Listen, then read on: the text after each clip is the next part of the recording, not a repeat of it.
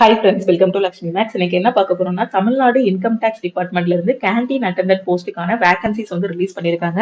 இதை பத்தின complete information வந்து நம்ம இந்த வீடியோல பார்க்கலாம். இந்த எக்ஸாம் அப்ளை பண்றதுக்கான மினிமம் குவாலிஃபிகேஷன் பாத்தீங்கன்னா, நீங்க 10ஆம் கிளாஸ் பாஸ் பண்ணிருந்தாலே இந்த எக்ஸாம் வந்து நீங்க அப்ளை பண்ணலாம். அதே மாதிரி இதுல காம்படிஷன் வந்து ரொம்ப கம்மியா இருக்கும். நீங்க 10th நல்ல மார்க் வாங்கிருக்கீங்க அப்படின்னாலே இந்த எக்ஸாமுக்கு வந்து அப்ளை பண்ணலாம். ஓகேவா? சோ 10th முடிச்சிருக்க எல்லாருமே இந்த எக்ஸாமுக்கு அப்ளை பண்ணலாம். ஓகே, சோ டோட்டலா எவ்வளவு வேகன்சி சொல்லிருக்காங்க அப்படின்னு பாத்தீங்கன்னா 25 வேகன்சி சொல்லியிருக்காங்க. ஸோ வேகன்சி கம்மியா இருந்தாலும் இப்படி ஒரு எக்ஸாம் நடக்கிறதே நிறைய பேருக்கு தெரியாது. ஓகேவா? அதனால முடிஞ்ச அளவுக்கு எல்லாருமே இந்த எக்ஸாமுக்கு அப்ளை பண்ணுங்க. ஓகே, ஸோ நீங்க யூஆர் இருக்கீங்க அப்படின்னா உங்களுக்கு 13 வேகன்சி சொல்லியிருக்காங்க. ஓபிசிக்கு 6, இடபிள்யூசிக்கு 2, எஸ்சி ஸ்டூடெண்ட்டுக்கு 3, எஸ்டிக்கு 1 வேகன்சி வந்து சொல்லியிருக்காங்க. ஓகேவா? அது போக இந்த வேகன்சில ஒரு வேகன்சி யாருக்குன்னா பிடபிள்யூடி ஸ்டூடெண்ட்டுக்கு ஒரு வேகன்சி வந்து சொல்லியிருக்காங்க. இதோட பே ஸ்கேல் பாத்தீங்கன்னா 18,000 to 56,900 வந்து சொல்லியிருக்காங்க. யாரெல்லாம் அப்ளை பண்ணலாம் அப்படின்னு பாத்தீங்கன்னா, நீங்க இந்தியன் சிட்டிசனா இருந்தீங்க அப்படின்னா இந்த எக்ஸாமுக்கு வந்து அப்ளை பண்ணலாம். எஜுகேஷன் குவாலிஃபிகேஷன் பாத்தீங்கன்னா நீங்க 10ஆம் கிளாஸ் பாஸ் பண்ணிருக்கீங்க அப்படின்னா இந்த எக்ஸாமுக்கு வந்து அப்ளை பண்ணலாம். ஓகே, ஸோ ஏஜ் லிமிட் பாத்தீங்க அப்படின்னா உங்களுக்கு மினிமம் 18 வயசு இருக்கணும், மேக்ஸிமம் 25 வயசு இருக்கணும். ஸோ அப்ளிகேஷன் வந்து பாத்தீங்கன்னா 8ஆம் தேதியே ஸ்டார்ட் ஆகிருச்சு. ஓகே, லாஸ்ட் டேட் பாத்தீங்க அப்படின்னா செப்டம்பர் 22க்குள்ள நீங்க இந்த எக்ஸாம் வந்து அப்ளை பண்ணணும். இதுக்கு எக்ஸாமினேஷன் ஃபீஸ் எதுவுமே கிடையாது. ஓகேவா? ஸோ அதே மாதிரி இதுக்கான ஹால் டிக்கெட் எப்போ நீங்க டவுன்லோட் பண்ணிக்கலாம் அப்படின்னு பாத்தீங்கன்னா அக்டோபர் 1ல வந்து ஹால் டிக்கெட் வந்து நீங்க அபிஷியல் வெப்சைட்ல போய் டவுன்லோட் பண்ணிக்கலாம். இதுக்கான அப்ளிகேஷனும் நீங்க ஆன்லைன்லயே பண்ணிக்கலாம். ஓகேவா? உங்களுக்கான ஹால் டிக்கெட் வந்து 1ஆம் தேதியில இருந்து 5ஆம் தேதிக்குள்ள நீங்க எப்பனாலுமே டவுன்லோட் பண்ணிக்கலாம். அபிஷியல் வெப்சைட்லயே டவுன்லோட் பண்ணிக்கலாம். இதுக்கான ரிட்டன் எக்ஸாம் வந்து 6/10/2024 நடக்கும். எங்க நடக்கும் அப்படின்னு பாத்தீங்கன்னா சென்னையில தான் ரிட்டன் எக்ஸாம் வந்து நடக்கும். ஓகேவா? சோ முடிஞ்ச அளவுக்கு சென்னை பக்கத்துல இருக்கக்கூடிய ஸ்டூடெண்ட்ஸ், இல்ல நான் சென்னையில தான் ஒர்க் பண்ணிட்டு இருக்கேன், இல்ல சென்னையில தான் வேலை தேடிட்டு இருக்கேன் அப்படி இருக்கக்கூடிய ஸ்டூடெண்ட்ஸ் இருப்பீங்க. சோ எல்லாருமே நீங்க இந்த எக்ஸாமுக்கு வந்து ட்ரை பண்ணுங்க. சோ எக்ஸாம் டேட் பாத்தீங்கன்னா 6/10/2024. ஏன்னா இந்த மாதிரி எக்ஸாமுக்கு நிறைய பேர் அப்ளை பண்ண மாட்டாங்க. நிறைய விதத்துல பாத்தீங்கன்னா சில பேர் ரொம்ப தூரம் டிராவல் பண்ணி போய் எக்ஸாம் எழுதணும் அப்படின்னு அப்ளை பண்ண மாட்டாங்க.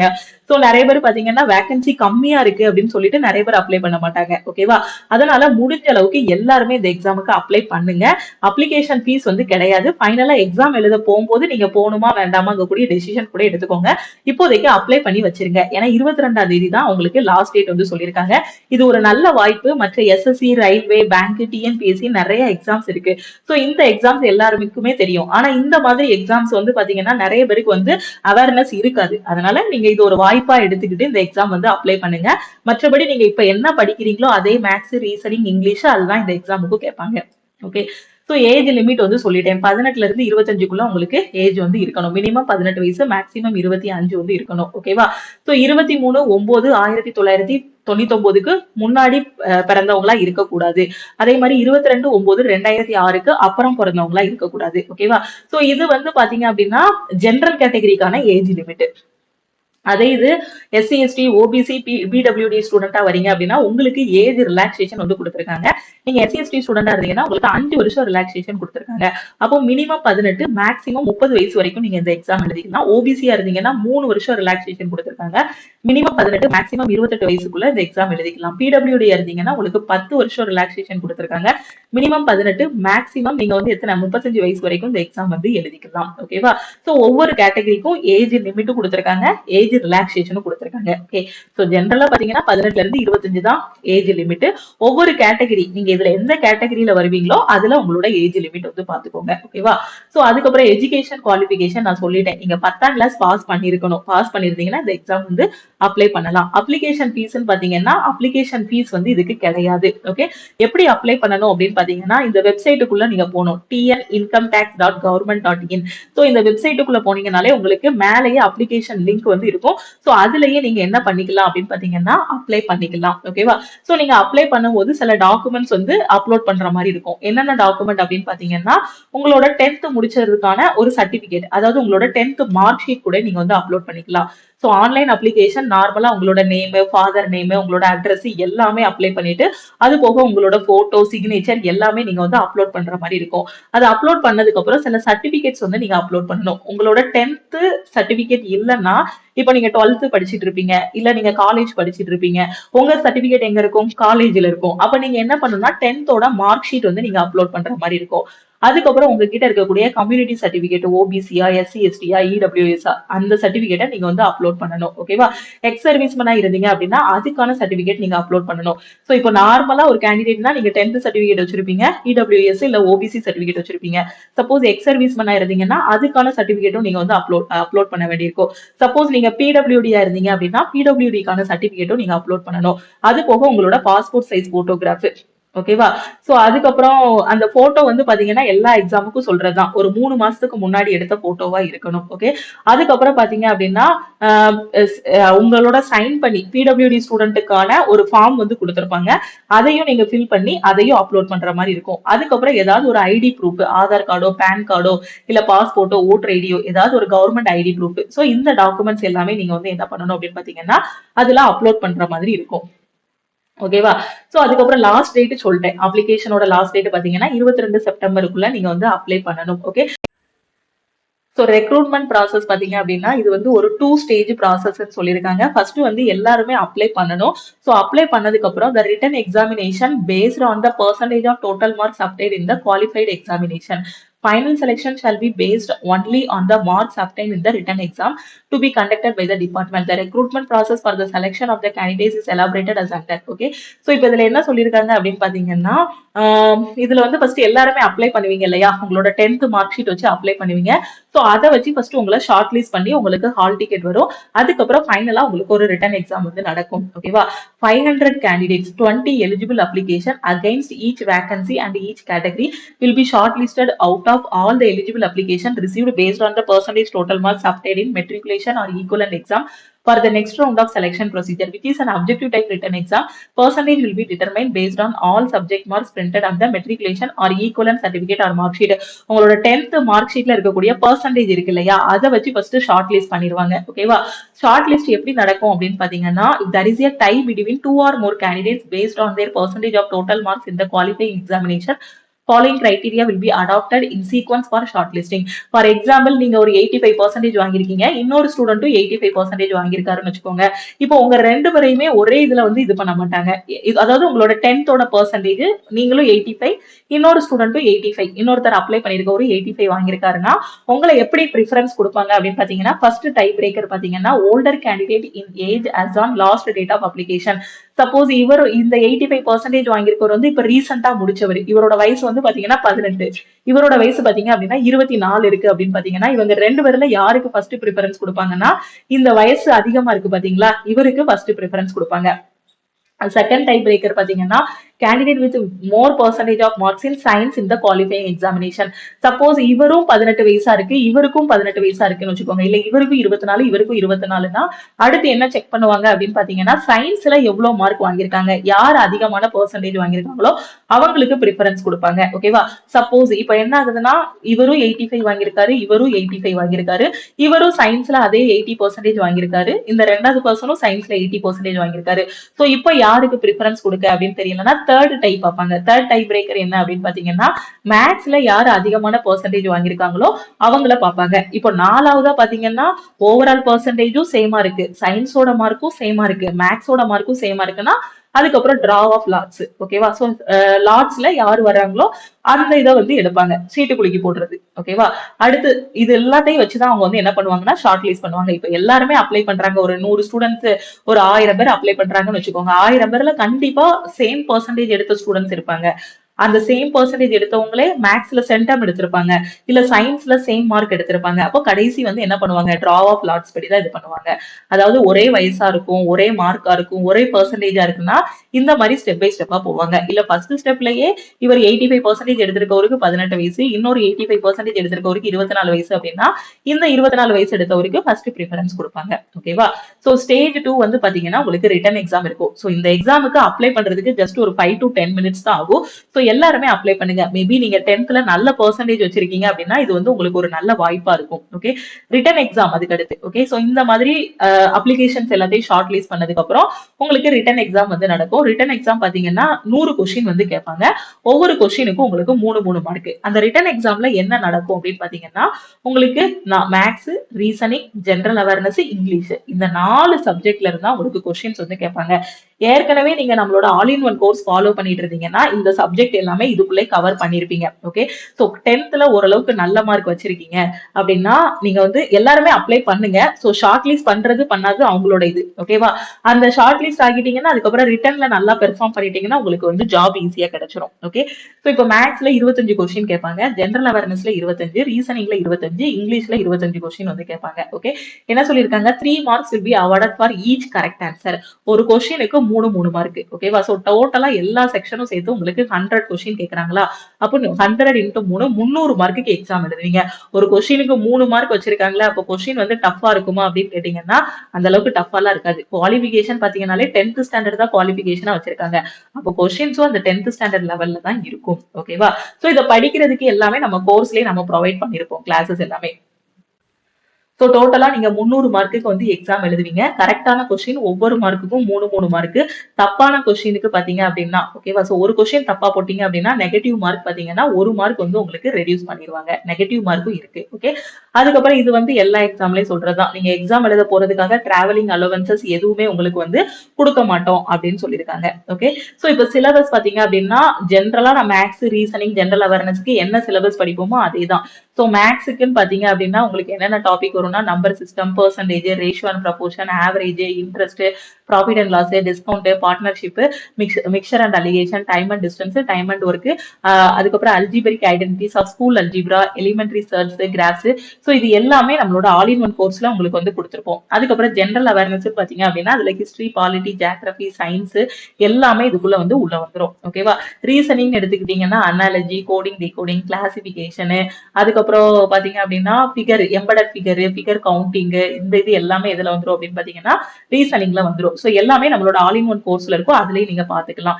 இங்கிலீஷை பொறுத்த வரைக்கும் பாத்தீங்க அப்படின்னா இதுவும் பேசிக்கான எரர் ஸ்பாட்டிங், மிஸ்பெல்ட், அதாவது இதுக்கு ஜென்ரலா சொல்ல போனா கிராமரும் ஒகாபுலரியும் நல்லா தெரிஞ்சு அப்படின்னா இங்கிலீஷ்லயும் நீங்க நல்ல ஸ்கோர் வந்து வாங்கிடலாம். ஓகேவா, சோ இப்போ என்ன ஆகுது அப்படின்னு பாத்தீங்கன்னா ஃபர்ஸ்ட் வந்து உங்களோட அப்ளிகேஷன் பொறுத்து உங்களோட 10th பர்சன்டேஜ் வச்சு உங்களை வந்து ஷார்ட் லிஸ்ட் பண்ணி ரிட்டன் எக்ஸாம் வந்து எழுத வைப்பாங்க. இப்போ ரிட்டன் எக்ஸாம்ல நீங்க எல்லாரும் ஸ்கோர் பண்ணதுக்கு அப்புறம் இருக்க வேகன்சிக்கு எப்படி பிரிப்பாங்க அப்படின்னு பாத்தீங்கன்னா இதுலயும் அந்த டைப் பிரேக்கர் இருக்கு. ஓகேவா, ஃபர்ஸ்ட் டை பிரேக்கர். இப்போ 300 மார்க்குக்கு எக்ஸாம் எழுதுறீங்க, 2 ஸ்டூடெண்ட் அப்ளை பண்றாங்க, 2 ஸ்டூடெண்ட் ஸ்கோர் பண்ணிருக்காங்க. ஒருத்தர் 275 வாங்கியிருக்காரு, இன்னொருத்தரும் 275 வாங்கியிருக்காரு. அப்ப இவங்க 2 பேர்ல யாருக்கு ஃபர்ஸ்ட் ப்ரிஃபரன்ஸ் கொடுப்பாங்க அப்படின்னு பாத்தீங்கன்னா இவருக்கு 18 வயசு ஆகுது, இவருக்கு 25 வயசு ஆகுது அப்படின்னா ஃபர்ஸ்ட் ப்ரிஃபரன்ஸ் வந்து இவருக்கு தான் கொடுப்பாங்க. Older candidate in age as on last date of application. 2 பேர்ல யார் வந்து வயசுப்படி கொடுப்பாங்க. ஓகேவா, சோ 2 பேரும் ஒரே மார்க் எடுத்திருந்தாங்கன்னா அதே இது சப்போஸ் இவருக்கும் 25 வயசு, இவருக்கும் 25 வயசு, 2 பேரோட வயசும் சேமா இருக்கு, மார்க்கும் சேமா இருக்கு அப்படின்னா candidate with more mark secured in numerical aptitude. அப்போ இந்த மாதிரி வரும்போது இப்போ செக்ஷன் வைஸா செக் பண்ணுவாங்க. இவங்க 2 பேர்ல யாரு மேக்ஸ்ல அதிகமான மார்க் வாங்கியிருக்காங்களோ அவங்களுக்கு ப்ரிஃபரன்ஸ் கொடுப்பாங்க. இப்போ அகைன் செக் பண்றாங்க, 2 பேருக்குமே வயசு 25 தான், 2 பேருமே 275 மார்க் வாங்கியிருக்காங்க. மேக்ஸ்ல 2 பேருமே பாத்தீங்க அப்படின்னா ஒரு 25 கொஸ்டினுக்கு ஒரு 20 கொஸ்டின் அட்டன் பண்ணி 60 மார்க் வச்சிருக்காங்க. 2 பேரோட மேக்ஸ் மார்க்குமே சேமா தான் இருக்கு. ஓகேவா, இப்போ அடுத்து என்ன பண்ணுவாங்கன்னா அடுத்து மேக்ஸ் செக் பண்ணிடுவாங்க. இந்த 3 கண்டிஷனும் சேமா இருக்குன்னா அடுத்து ஜென்ரல் அவேர்னஸ் செக் பண்ணுவாங்க. ஜென்ரல் அவேர்னஸ்ல யார் அதிகமான மார்க் வாங்கியிருக்காங்களோ அவங்களுக்கு ப்ரிஃபரன்ஸ் கொடுப்பாங்க. சப்போஸ் ஜென்ரல் அவேர்னஸ்லயும் சேமா வாங்கியிருந்தாங்க அப்படின்னா அடுத்து என்ன பண்ணுவாங்க அப்படின்னு பாத்தீங்கன்னா ரீசனிங்ல யார் அதிகமான மார்க் வாங்கியிருப்பான்னு பாப்பாங்க. சப்போஸ் ரீசனிங்லயும் சேம் மார்க் தான் வச்சிருக்காங்க அப்படின்னா அடுத்த டை பிரேக்கர் பார்ப்பாங்க. அடுத்து 5th டை பிரேக்கர் என்னன்னா இங்கிலீஷ்ல யாரு ஹையஸ்ட் ஸ்கோர் வச்சிருக்கான்னு பார்ப்பாங்க. சப்போஸ் இது எல்லாமே இதாயிருச்சுன்னா அதுக்கப்புறம் டிராவ் ஆஃப் லாட்ஸ், சீட்டு குலுக்கி போட்டு பாக்குற மாதிரி. ஓகேவா, லாட்ல யார் வர்றாங்களோ அவங்க. ஓகே, புரியுதா? சோ இது வந்து சேம் மார்க் எடுத்தாங்க அப்படின்னா இந்த மாதிரி தான். பெரும்பாலும் இந்த 6th ஸ்டேஜுக்கு வந்து போகாது. கண்டிப்பா 4லயுமே சேம் மார்க் வச்சிருக்க மாதிரி வந்து இருக்காது. சோ ஃபர்ஸ்ட் ஏஜ் வச்சு ஷார்ட் லிஸ்ட் பண்ணுவாங்க. அப்படி இல்ல ஏஜ் சேமா இருக்கு அப்படின்னா மேக்ஸ், அப்புறம் ஜென்ரல் அவேர்னஸ், ரீசனிங், ஃபைனலா இங்கிலீஷ் வச்சு ஷார்ட் லிஸ்ட் வந்து பண்ணுவாங்க. ஓகே, சோ தெளிவா புரியுதா? சுருக்கமா சொல்ல போனா ஃபர்ஸ்ட் எல்லாருமே அப்ளை பண்ணுங்க. சோ அப்ளை பண்ணதுக்கு அப்புறம் உங்களோட 10th மார்க் 10th பர்சன்டேஜ் வச்சு அவங்களே ஷார்ட் லிஸ்ட் பண்ணுவாங்க. ஷார்ட் லிஸ்ட் பண்ணிட்டாங்க அப்படின்னா உங்களோட போனுக்கு இல்ல மெயிலுக்கு உங்களுக்கு ஹால் டிக்கெட்டுக்கு ஒரு இன்டிமேஷன் வரும். நீங்க என்ன பண்ணிக்கலாம்னா அக்டோபர் 1ஆம் தேதி ஹால் டிக்கெட்டை டவுன்லோட் பண்ணிக்கலாம். டவுன்லோட் பண்ணதுக்கு அப்புறம் அவங்க சொல்லக்கூடிய பிளேஸ்ல போய் உங்களுக்கு எக்ஸாம் நடக்கும். ஓகேவா, சோ எக்ஸாம் டேட் வந்து நான் என்னைக்கு சொன்னேன், அக்டோபர் 6 சொன்னேன்னா, சோ அக்டோபர் 6ல வந்து உங்களுக்கு என்ன நடக்கும், எக்ஸாம் வந்து நடக்கும். ஓகேவா? சோ அக்டோபர் 6ல ரிட்டன் எக்ஸாம் நடந்ததுக்கு அப்புறம் அதுல நீங்க எடுக்கக்கூடிய மார்க் வச்சு உங்களை ஷார்ட் லிஸ்ட் பண்ணுவாங்க. சப்போஸ் ஒரு 2 ஸ்டூடெண்ட் 3 ஸ்டூடெண்ட் சேம் மார்க் வச்சிருந்தாங்க அப்படின்னா அதையும் நாங்க எப்படி பிரிப்போம் அப்படிங்கறதையும் தெளிவா சொல்லிட்டாங்க. ஓகேவா? சோ இப்போ எல்லாமே நான் சொல்லிட்டேன். ஓகேவா? ஹால் டிக்கெட் எப்போ வருங்கிறதையும் சொல்லிட்டேன். 1ஆம் தேதியில இருந்து 5ஆம் தேதிக்குள்ள நீங்க ஹால் டிக்கெட் வந்து டவுன்லோட் பண்ணிக்கலாம். எக்ஸாம் டேட் வந்து பாத்தீங்கன்னா 6ஆம் தேதி வந்து அக்டோபர் 6ஆம் தேதி வந்து எக்ஸாம் நடக்கு. ரொம்ப குயிக்கா ப்ராசஸ் வந்து முடிஞ்சிடும். ஈஸியாவே நீங்க வந்து போஸ்டிங் வாங்கிடலாம். ரொம்ப டிலே பண்ண மாட்டாங்க.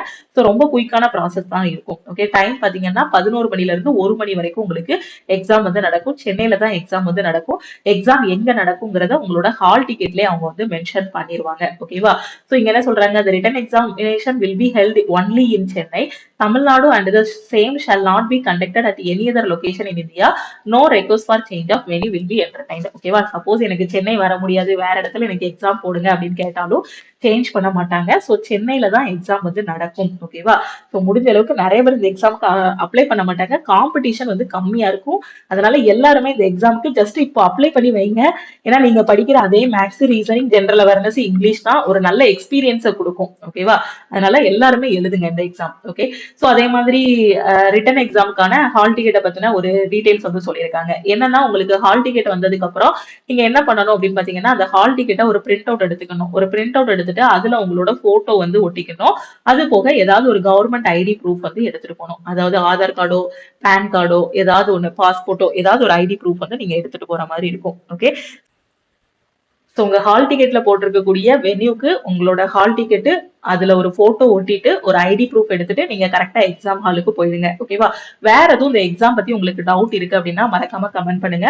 சிம்பிளா சொல்ல போனா 10ஆம் கிளாஸ் பாஸ் பண்ண எல்லாருமே இந்த எக்ஸாமுக்கு வந்து அப்ளை பண்ணலாம். 2வது ஸ்டெப் அவங்க என்ன பண்ணுவாங்க அப்படின்னு பாத்தீங்கன்னா, நீங்க அப்ளை பண்ணதுக்கு அப்புறம் யாரோட பெர்சன்டேஜ் அதிகமா இருக்கோ அதை வச்சு அவங்க வந்து ஷார்ட் லிஸ்ட் பண்ணுவாங்க. ஷார்ட் லிஸ்ட் பண்ண கேண்டிடேட்ஸ் எல்லாத்துக்கும் ஹால் டிக்கெட் வந்து டவுன்லோட் பண்ற மாதிரி கொடுத்திருப்பாங்க. அந்த ஹால் டிக்கெட் எடுத்துட்டு நீங்க எக்ஸாம் ஹாலுக்கு போகணும். அங்க ரிட்டன் எக்ஸாம் நடக்கும். அந்த ரிட்டன் எக்ஸாம்ல நீங்க எடுக்கக்கூடிய ஸ்கோரை வச்சு உங்களோட ஃபைனல் செலக்ஷன் வந்து அமையும். இதுதான் இதோட செலக்ஷன் ப்ரொசீஜர். ஓகே, வேற எதுவும் டவுட் இருந்தா மறக்காம கமெண்ட் பண்ணுங்க. உங்க ஃப்ரெண்ட்ஸும் எக்ஸாம் படிச்சிட்டு இருக்காங்க அப்படின்னா மறக்காம அவங்களுக்கு இந்த வீடியோவை ஷேர் பண்ணுங்க. நீங்க இன்னும் லக்ஷ்மி மேக்ஸ் ஆப்பை டவுன்லோட் பண்ணல அப்படின்னா பிளே ஸ்டோர்ல போய் லக்ஷ்மி மேக்ஸ் ஆப்பை டவுன்லோட் பண்ணிக்கோங்க. சோ இந்த ரிட்டன் எக்ஸாம் நான் எழுதணும் மேம், இதுக்காக நான் படிக்கணும், இந்த எக்ஸாம் மட்டும் இல்ல இதுக்கு அடுத்து வரக்கூடிய எல்லா எக்ஸாமுமே நான் படிக்கணும், ஃபர்ஸ்ட் அட்டெம்ப்ட்ல கிளியர் பண்ணணும் அப்படின்னு நினைக்கக்கூடிய ஸ்டூடெண்ட் நம்ம லக்ஷ்மி மேக்ஸ் ஆப்ல இருக்கக்கூடிய ஆல் இன் ஒன் கோர்ஸ்ல வந்து ஜாயின் பண்ணிக்கோங்க. சோ நம்ம ஆல் இன் ஒன் கோர்ஸ்ல எல்லா எக்ஸாமும் கவர் ஆகுற மாதிரி உங்களுக்கு கிளாஸஸ் வந்து கொடுத்துருப்போம். இதுல இருக்கக்கூடிய கிளாஸஸ் மட்டும் நீங்க ஃபாலோ பண்ணாலே கண்டிப்பா 50க்கும் மேற்பட்ட central government and state government exams first அட்டெம்ப்ட்ல கிளியர் பண்ற மாதிரி உங்களுக்கு கிளாஸஸ் எல்லாமே இருக்கும். கண்டிப்பா உங்களால ஃபர்ஸ்ட் அட்டெம்ப்ட்ல கிளியர் பண்ண முடியும். நான் எதுக்காக எல்லா எக்ஸாமுமே உங்களை அப்ளை பண்ண சொல்றேன் அப்படின்னு பாத்தீங்கன்னா, என்னோட எக்ஸ்பீரியன்ஸ்லயே நான் பார்த்திருக்கேன். ஏன்னா நான் வந்து ஸ்கூல்லயும் நல்லா படிப்பேன், காலேஜ்லயும் நல்லா படிக்கக்கூடிய ஒரு பொண்ணு. சோ நான் ஸ்கூல்ல நான் நல்லா படிச்சிருந்தாலும் காலேஜ்லயும் நல்லா படிச்சிருந்தாலும் காம்படிட்டிவ் எக்ஸாம் பாத்தீங்க அப்படின்னா நான் எனக்கு முன்னாடி கிளியர் பண்ணது யாரு அப்படின்னு பாத்தீங்கன்னா, எங்க ஸ்கூல்ல ஆவரேஜா படிக்கக்கூடிய ஒரு ஸ்டூடெண்ட். அவங்க ஆவரேஜ்னா ஜஸ்ட் ஒரு 35 to 40 மார்க் எடுக்கக்கூடிய ஸ்டூடெண்ட். சோ அவங்க கிளியர் பண்ண எக்ஸாம் எது அப்படின்னு பாத்தீங்கன்னா ரொம்ப ஃபேமஸான எக்ஸாம் எல்லாம் கிடையாது. சோ அந்த எக்ஸாமோட நேமே எனக்கு மறந்து போச்சு. ஆனா ஒரு கவர்மெண்ட் ஜாபுக்குள்ளதான் என்ட்ரு ஆனாங்க. சோ அவங்க என்ட்ரு ஆகும்போது அவங்களுக்கு வயசு வந்து பாத்தீங்கன்னா ஒரு 22 வயசு தான்.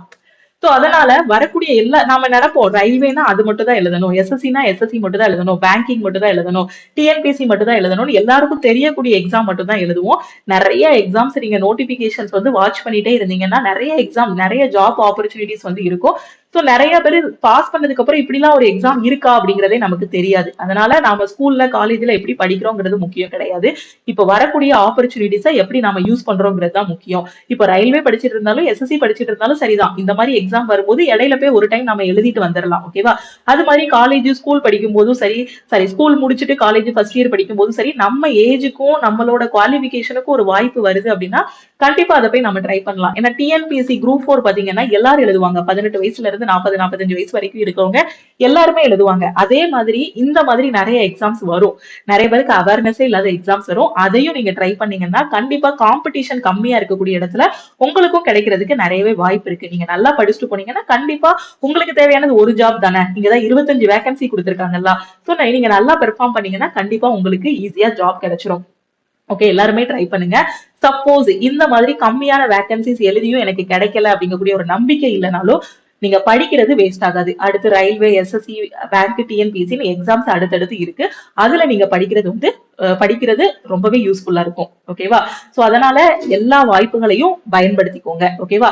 நீங்க இன்னும் நம்ம யூடியூப் சேனல்ல சப்ஸ்கிரைப் பண்ணல, நான் சப்ஸ்கிரைப் பண்ணிட்டு பெல் ஐகானையும் கிளிக் பண்ணிக்கோங்க. நம்ம ஆல் இன் ஒன் கோர்ஸ்ல எல்லா எக்ஸாமும் கவர் ஆகுற மாதிரி கிளாஸஸ் வந்து கொடுத்துருப்போம். சோ நீங்க காலேஜ் படிச்சுட்டு இருந்தாலும் சரி, ஹவுஸ் ஒய்ஃபா இருந்தாலும் சரி, பிரைவேட் கம்பெனில ஒர்க் பண்ணிட்டு இருந்தாலும் சரி, என்னால ஒரு ஆஃப்லைன் கிளாஸ் போக முடியாது, எனக்கு டைம் இல்ல மேம் அப்படின்னு நினைக்கக்கூடிய ஸ்டூடெண்ட் நம்மளோட ஆல் இன் ஒன் கோர்ஸ்ல ஜாயின் பண்ணிக்கோங்க. இதுல எல்லா லெவல் எக்ஸாம்ஸும் கிளியர் பண்ற மாதிரி கிளாஸஸ் எல்லாமே இருக்கும். கிளாஸஸ் எல்லாமே தமிழ் அண்ட் இங்கிலீஷ்ல ப்ரொவைட் பண்ணிருப்போம். கிளாஸஸ் எல்லாம் லக்ஷ்மி மேக்ஸ் ஆப்ல தான் நடக்கும். அதனால நீங்க என்ன பண்ணுங்க, பிளே ஸ்டோர்ல போய் லக்ஷ்மி மேக்ஸ் ஆப்பை டவுன்லோட் பண்ணிட்டு ஜஸ்ட் ரிஜிஸ்டர் மட்டும் பண்ணி வச்சிருங்க. ரிஜிஸ்டர் பண்ணிட்டு இந்த கோர்ஸ்ல ஜாயின் பண்ணக்கூடிய ஸ்டூடெண்ட் என்ன பண்ணுங்கன்னா, இந்த நம்பரை உங்க போன்ல லக்ஷ்மி மேக்ஸ் போட்டு சேவ் பண்ணிக்கோங்க. ஓகேவா? இதுதான் லக்ஷ்மி மேக்ஸ் டீமோட வாட்ஸ்அப் நம்பர். சோ இந்த நம்பரை சேவ் பண்ணிட்டீங்கன்னா உங்களுக்கு எப்பனாலுமே யூஸ்ஃபுல்லா இருக்கும். எக்ஸாம் பத்தி டவுட் இருந்தாலும் எப்பனாலும் கிளாரிஃபை பண்ணிக்கலாம்.